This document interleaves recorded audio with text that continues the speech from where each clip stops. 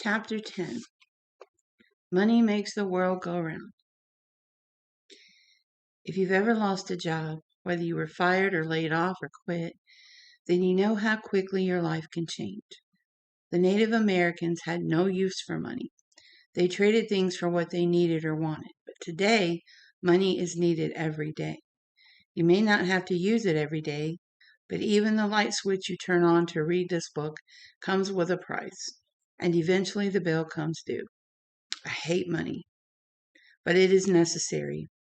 We need it for food, for bills, for doctors, for our cars, our homes, schools, so we can get an education and make more money. Without it, your world can fall apart quite easily and very quickly. One day you think you're secure, and the next something happens and you've lost everything. And it can happen to any of us, no matter how well we try to plan. How do you recover? I've been there. I've lost everything more than once. And each time I struggled and fought my way back up, not to the top, but just to survival level. This is the first time I'm doing it alone. Oh, I had help along the way, but this is the first time I'm keeping my head above water by myself, and it feels really good. But there's still that fear.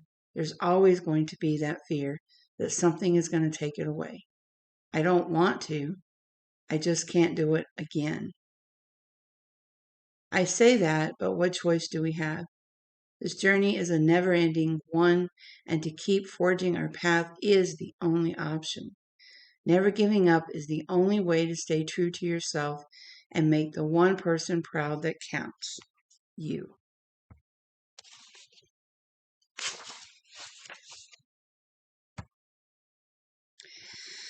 Chapter 11.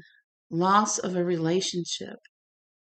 Beyond forgiveness, learning to be happy for our exes. Because grief comes in a lot of different forms, I want to talk about the grief we experience from the loss of relationships. I have touched on this in my blog. When I first wrote my book, I Miss My Daddy, I talked mostly about the grief we experience when we lose someone to death, because that's what was happening around me at the time. I've talked about the grief we experience when we lose a job, as well as briefly touching on various things that cause us to grieve.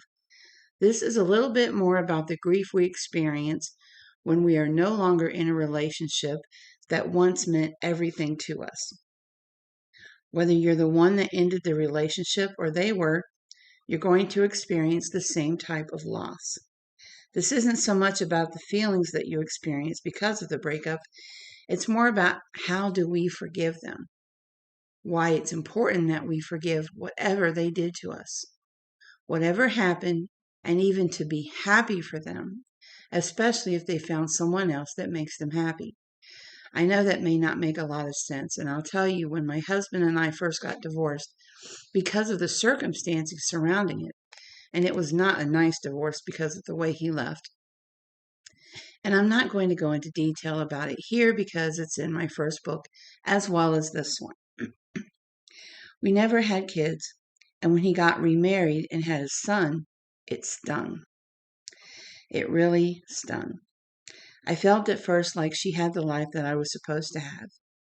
I would look at pictures of his kid and think, that's supposed to be my son. I was angry and envious, and it stung.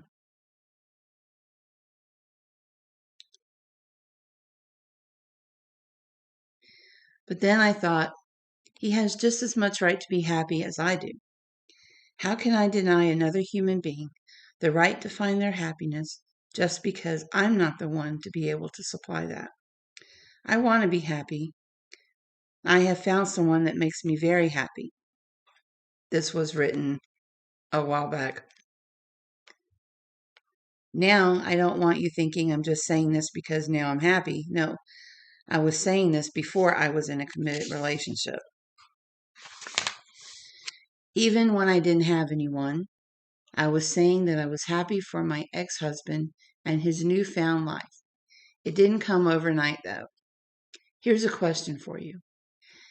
If this is someone that you once loved and probably still do hold, at least in the beginning, some fond affections for, at least for the memories that you have together, why would you not want that person to be happy?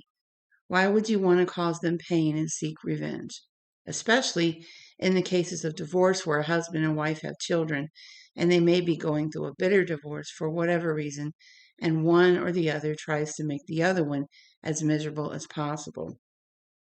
Why would you do that? This is someone that you created children with. The way that you treat each other directly affects those lives that you've created. Even if you don't have kids and aren't married, maybe you were dating, however serious, and one or the other leaves, doesn't want to be in the relationship anymore. However it came about, if you sincerely love this person, why would you not want to see them move on and be happy? Why would you do things purposefully to cause them pain? Why would you, in some cases, become vengeful and hateful? I have seen firsthand when a couple breaks up, one just can't let go, and so she decides to wreak all kinds of havoc on the one that broke up with her and the person he has in his life now. Everything from pretending to be pregnant in an attempt to win him back to faking her own death. I'm not sure what that was supposed to accomplish. She pretended she had killed herself over him. Why would she do this? In hopes of maybe making him hurt? I'm not sure. This person did not, in fact, commit suicide. This was proven. But why would anyone go to such extremes to cause someone that they once loved this enormous amount of pain and guilt? Because you want them to hurt as much as they made you hurt, perhaps.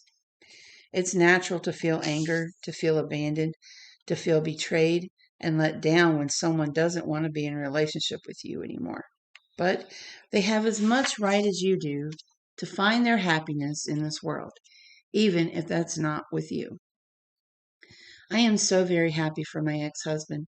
Whatever I feel for what he did to me in the past is inconsequential because I'm not with him anymore. What he does no longer directly or indirectly affects me. So yes, I can move on. I can be happy and have been for a long time now for him and his new wife and his new baby, etc., etc.